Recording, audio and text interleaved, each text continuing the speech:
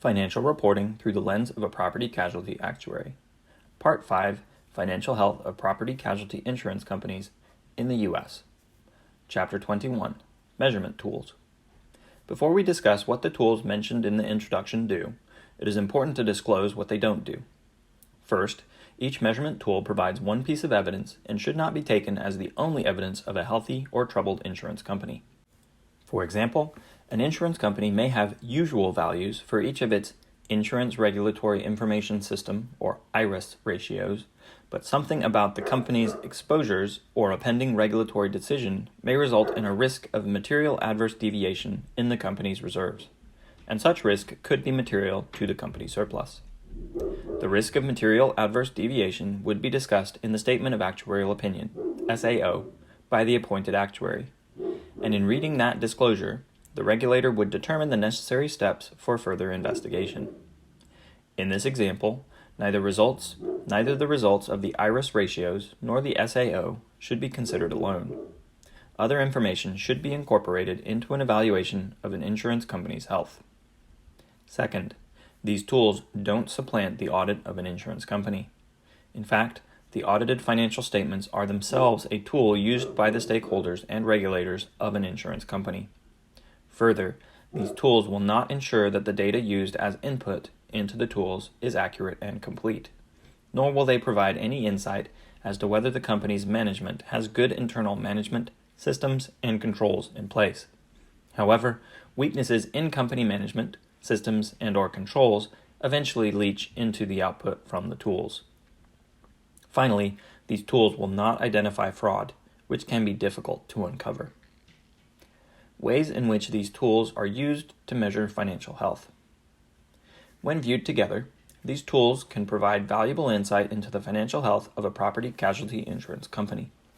The information gathered from one tool may not in itself be an indicator, but may prompt additional investigation, either through the evaluation of other tools or inquiry of company management.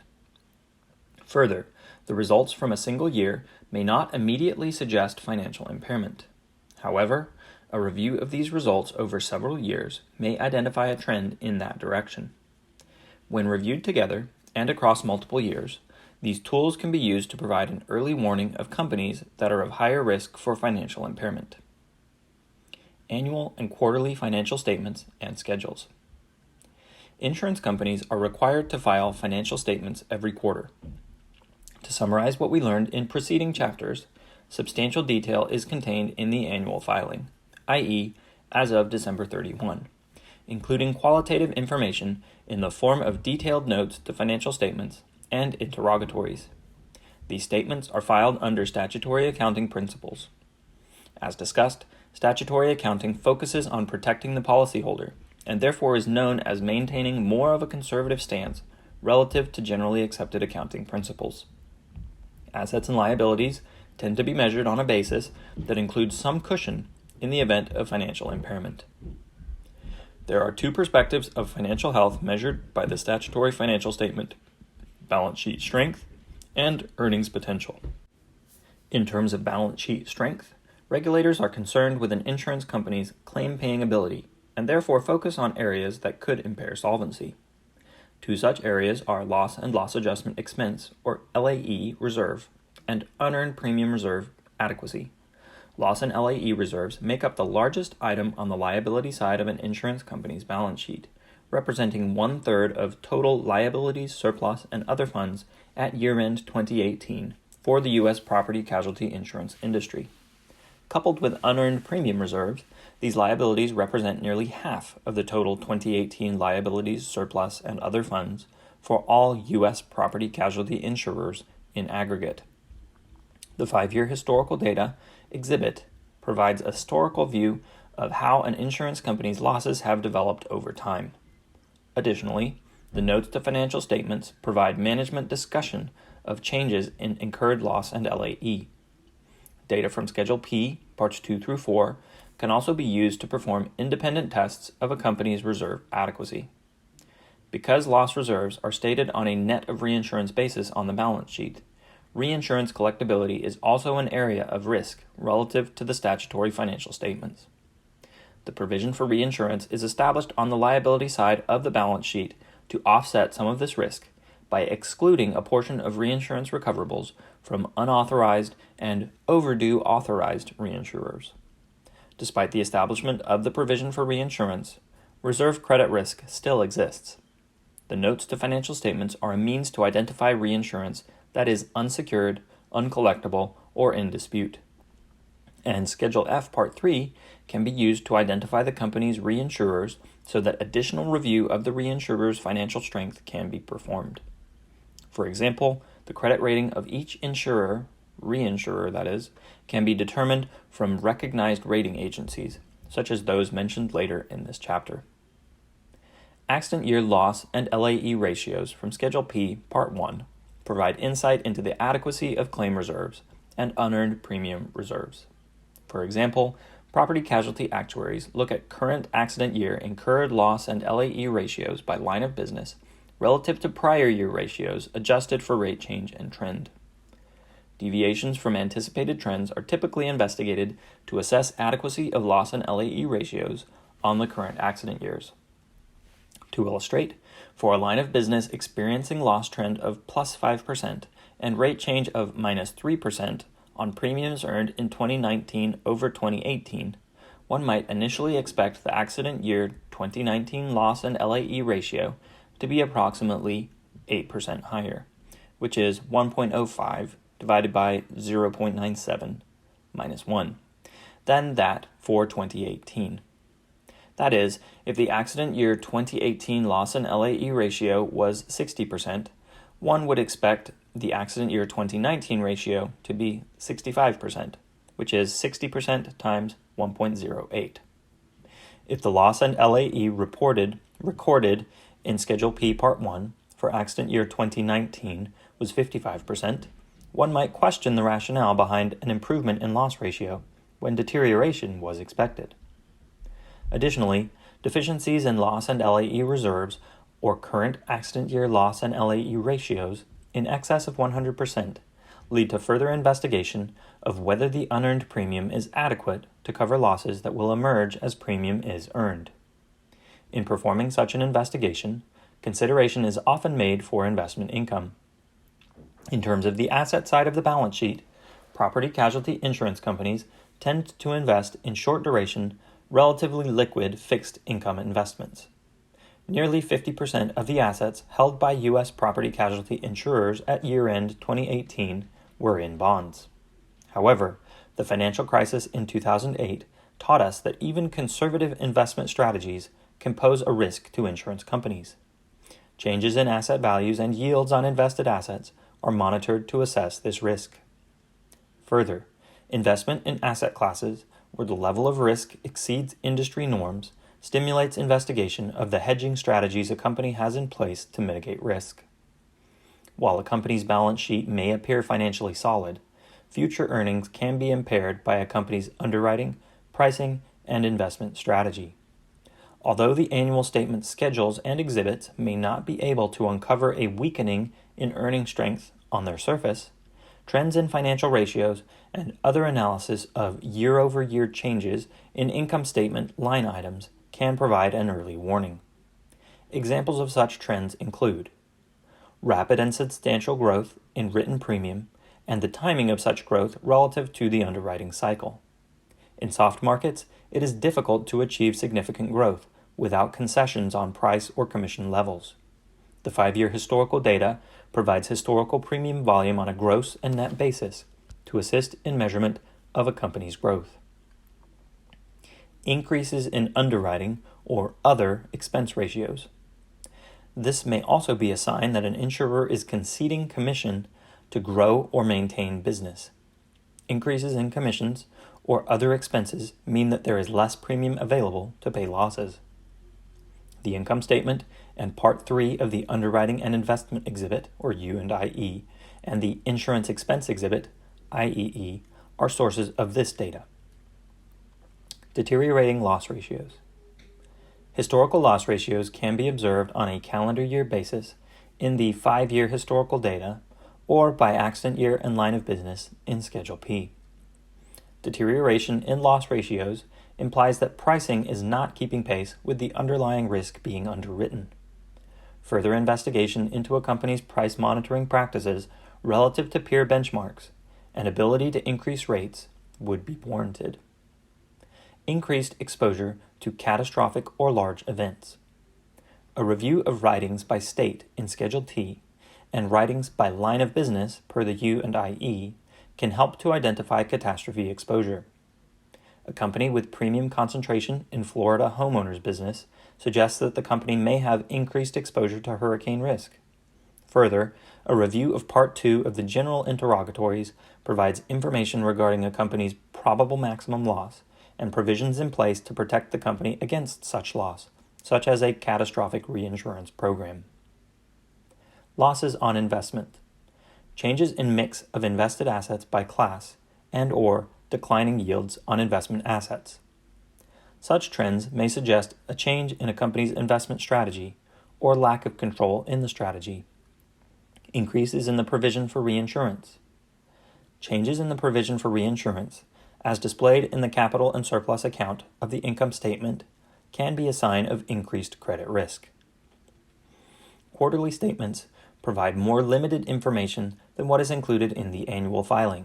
However, the primary financial statements remain in the same general format, i.e., assets page, liabilities, surplus and other funds, statement of income, cash flow, and notes to financial statements, as do many of the schedules. The evaluation date is the quarter end, and comparisons are made to the prior year end. From the perspective of a property casualty actuary, the biggest difference is that quarterly statement does not include Schedule P. Schedule P is replaced with a schedule titled Part 3, which shows loss and LAE reserve development during the quarter for the latest 3 accident years and all years prior, for all lines of business in the aggregate. While this schedule provides a gauge of retrospective reserve strength during the current year, it does not provide all of the line of business detail that is provided annually in Schedule P.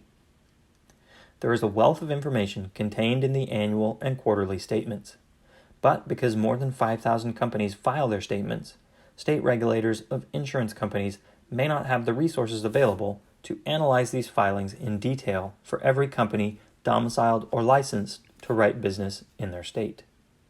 Rather, regulators rely on the other tools coupled with the financial statements and schedules to prioritize those companies of greatest risk of financial impairment. IRIS.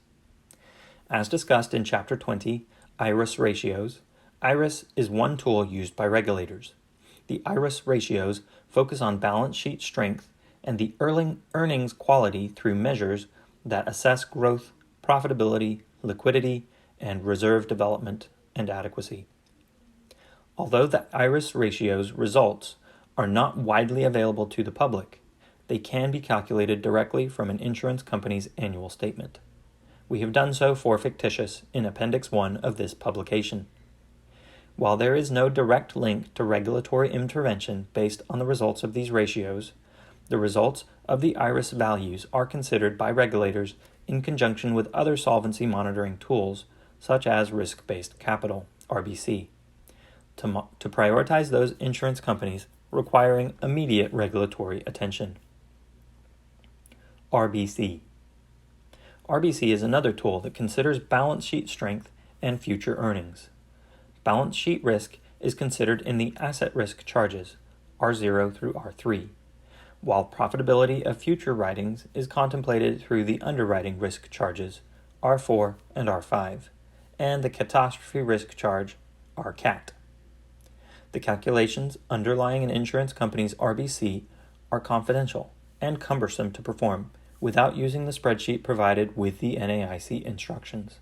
However, the results of the RBC formula are provided in the 5-year historical data exhibit within the annual statement. Stakeholders are able to review overall results and monitor changes over time. RBC considers the risks and relative size of an insurance company in computing a required level of capital, whereas under IRIS, no adjustments are made to reflect what would be usual for an individual insurance company. Unlike IRIS, there is a direct link to regulatory intervention based on a comparison of the RBC level of required capital to the company's total adjusted capital. The NAIC RBC Model Act provides regulators with the authority to take control of a property casualty insurance company if the company's RBC ratio falls below 100% of the ACL. RBC isn't a fail-safe test for financial impairment. While certain of the RBC factors consider a company's own experience, the majority of the factors used to determine the level of required capital are based on industry-wide factors developed by the NAIC.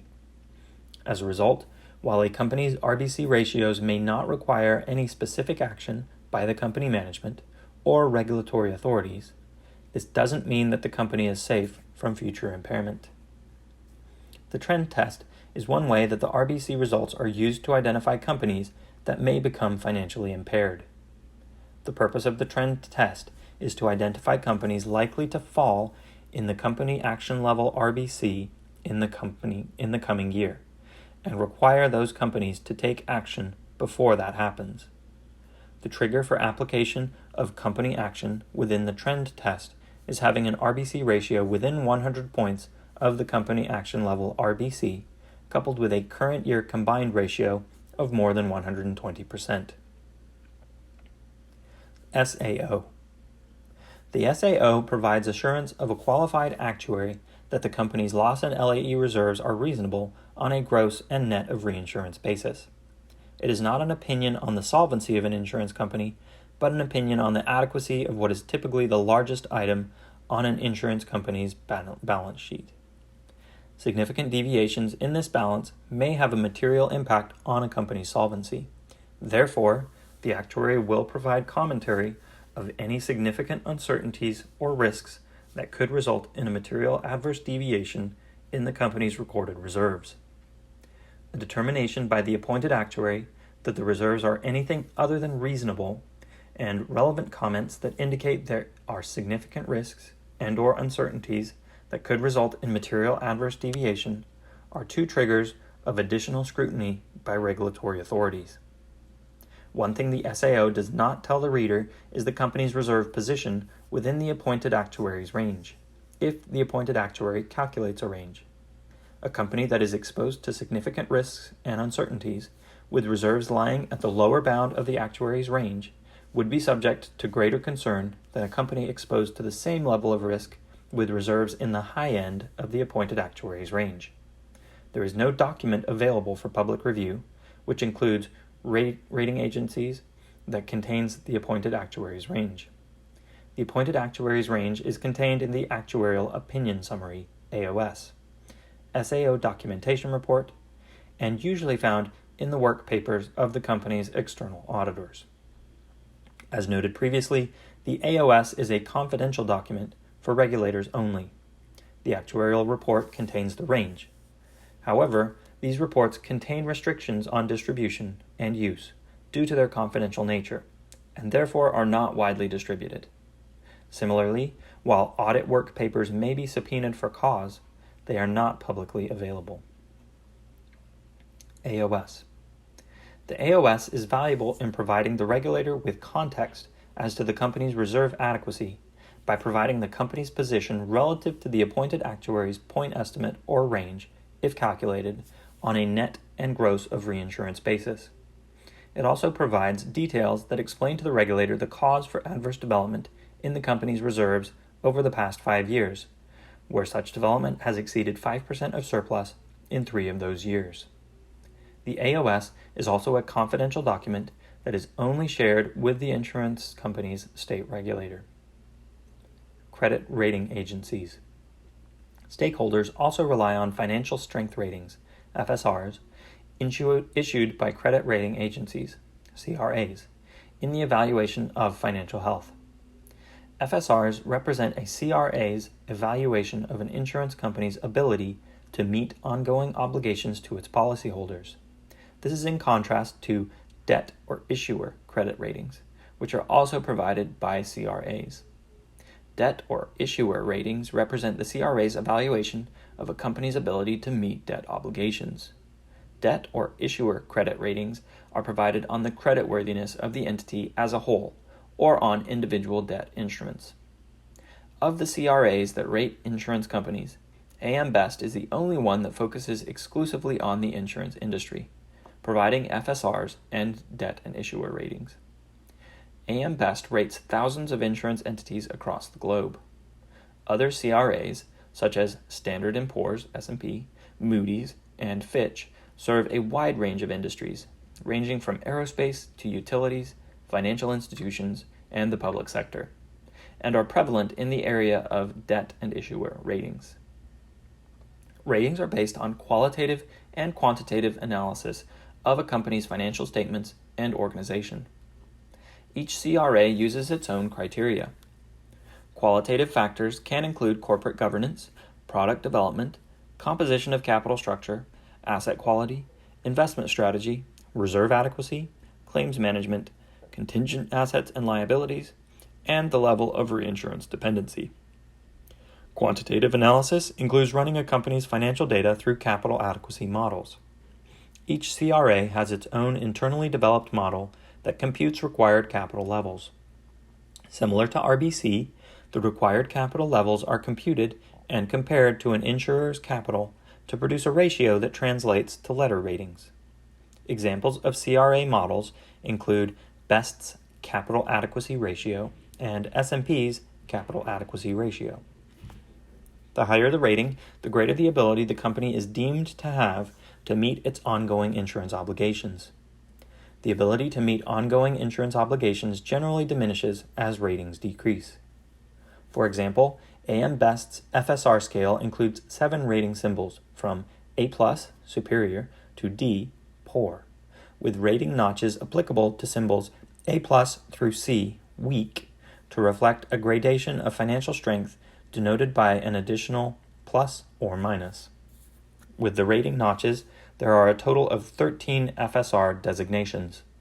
There are also 4 non-rating designations of E, in conservation or rehabilitation, F, in liquidation, S, rating suspended, and NR, not rated. Regardless, the CRAs provide no guarantee that the insurance company will be able to meet its obligations. FSR ratings are generally established annually, with ongoing monitoring performed by the CRA analyst throughout the year to evaluate the impact of developments on a company's rating. Ongoing monitoring includes review of the following: statutory financial statement filings, interim management reports, and other information provided by the insurer to the rating agency. Significant public announcements, including earnings releases and calls made by the entity. A rating action or review can be considered at any time that AM Best becomes aware of significant developments in the insurer's operations. The following provides examples of the uses of FSRs by stakeholders of insurance companies. Individual and corporate policyholders want to make sure the insurance company will be there when needed to pay claims. Therefore, they look to the FSR as an indicator in their insurance buying decisions, weighing the company's rating against the cost of insurance. Many boards of directors of corporate policyholders require that their organization's insurance purchase are made with highly rated insurance companies. After the financial crisis, many large corporations required insurance companies to include cancellation endorsements to allow the insured to cancel without penalty if the carrier was downgraded below a certain level by recognized CRAs. Insurance companies will also look at FSRs of reinsurers in making reinsurance buying decisions. Investors look at FSRs in their decision to invest in an insurance company, weighing risk relative to the company's rating with expected return. How these tools have fared: indicators of insurance company insolvencies over the past 40 years. The measurement tools discussed in this publication are designed to assist in predicting or preventing all insurance company failures, but it is impossible for a tool to work in all circumstances. The intent, however, is that they identify the vast majority before it's too late. Over the years, studies have been performed to detect the cause of insurance company failure, and therefore sharpen the tools that are available to monitor solvency. The American Academy of Actuaries, AAA, has issued 3 such studies that, collectively, have examined property casualty insurance company solvencies over a 40-year period, from 1969 through 2009. The following contains the results of these studies and common themes observed in insolvent companies prior to their demise. The AAA Property Casualty Financial Soundness Risk Management Committee, the FSRM, published a report in September 2010 titled Property Casualty Insurance Company Insolvencies. This report revisited the issue of insurance company solvencies, which was examined in two previous studies in the 1990s by AAA, one based on property casualty insurance company insolvencies over the period 1969 to 1987, and the other from 1988 to 1990. The AAA's research included submitting a questionnaire to insurance regulators on the causes of the insurance company failures over that time period. In each period, under-reserving and mismanagement were the first and second most frequently cited cause of insurance company insolvencies. Given that the adequacy of loss reserves was historically cited as the primary cause of insolvency in the prior two studies, the 2010 report focused on the performance and characteristics of companies having the largest reserve deficiencies. Additionally, the FSRM studied 5 years' worth of historical financial data for 36 property casualty insurance companies that became insolvent over the period 2005 to 2009 for commonalities. The 2010 report concluded the following. Insolvency is caused by a combination of factors. Under-reserving is a factor in the insolvency of property casualty insurance companies, but is not the leading cause of insolvency. Size, experience, and diversification matters. The majority of the companies was small, relatively new, and/or was concentrated in one line of business and/or state. Good management and governance is essential. The review of financial data for many of the companies showed evidence of poor management and decision-making, including little or no reinsurance, inadequate reinsurance for the amount of risk, very rapid premium growth, significant adverse development, inadequate pricing, and potentially serious data problems. The report also studied the SAO as an indicator of financial impairment over the immediate 5 years prior to insolvency. The FSRM concluded that the SAO alone is not a backstop for insurance company insolvencies, but it can help identify those companies and/or categories of companies that could be in trouble. Where opinions were available, the FSRM observed the following. Only one SAO was qualified, and the remaining were reasonable reserve opinions. Nearly 50% of the SAOs concluded that a risk of material adverse deviation existed in the company's loss and LAE reserves. 37% concluded that such a risk did not exist, and the remainder of the SAOs either did not comment on the risk of material adverse deviation, or it wasn't clear if the appointed actuary deemed a risk of material adverse deviation existed. When stated, materiality standards were generally based on a percentage of surplus, between 5% and 20%. We note that the NAIC Actuarial Opinion Instructions and Actuarial Standards of Practice issued by the Actuarial Standards Board have continued to include enhancements on disclosure requirements within the SAO since the period studied. The commonalities identified in the above studies provide us with areas of focus when evaluating the tools used to measure financial health. The key message is that financial impairment is caused by a variety of factors, and the measurement tools discussed in this publication, when considered in unison, can help detect companies at risk for financial impairment.